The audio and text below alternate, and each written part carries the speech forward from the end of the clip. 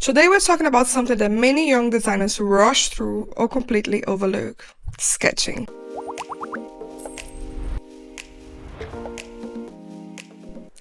Hi everyone, welcome back to Dorothy's Diary. Yes, we all want that final piece, the photo shoot, the lookbook, but without the sketches, the design literally doesn't exist.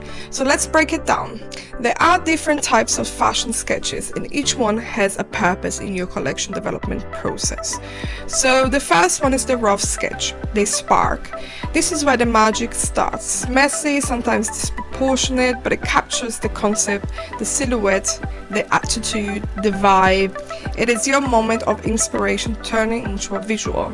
It is for you, not for the factory and not for anyone else. It's the blueprint of your thoughts. The second one is the fashion illustration, the beauty shot. Once your idea is clearer, you can elevate it into a polished fashion illustration. The one you use on all your presentations is great for mood boards, great for client meetings, or showing off the emotion and the elegancy of your garment. So a fashion illustration can be a little bit over the top, a bit more like you're pushing the boundaries, showing your design in a very presentable, glamorous way. Just sell it and make it look, even a basic t-shirt, look completely beautiful. It is definitely a great sketch to have if you're dealing with clients, if you have to present it to your senior designer or the owner of the company, anyone that you want to sell your piece to. That is a great illustration to have. And then we have the boring one, which is the flat sketch, the translation. This is your technical map. No poses, no flourishes, just a garment in front and back, black and white, including all the stitching, including the proportion perfectly, so there's no questions from the manufacturer, no questions from the pattern maker, and when you look at it, you understand completely how to create that garment. It's not necessarily the prettiest, it can actually make something beautiful look quite boring, but it is vital to have this sketch if you want to avoid making multiple samples and wasting basically time and money. So don't skip that one. And I would say as well, it's really hard to find a designer that can do proper flat sketches. I'm surprised by how many people have graduated with me that do not know how to create a flat sketch. Even me, I think at the time it wasn't great. It's something that you will definitely learn on the job.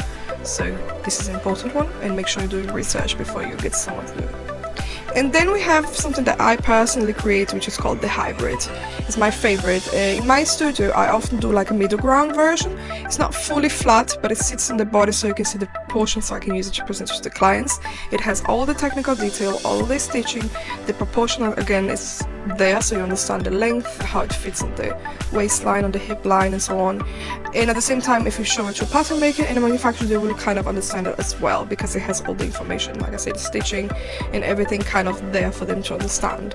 But that's where then you definitely would need a tech pack with all of them, but that's something for another video. Now the question is, should you do them all? And I would say ideally yes. Why? Because each one plays a really important role. The rough sketches for ideation, the fashion illustrations for selling the idea, the flat sketches for the production, and the hybrids for clarity. So I kind of get it that not everyone has a full team of unlimited people in time. So start where you can, but always think about who needs to see that sketch, because a good design only works if it is understood. You don't need to be a Picasso, but you do need to communicate your ideas clearly. So next time you think sketching is just drawing, remember this is the language of fashion. And as always, dream, inspire, design. I'll see you next time.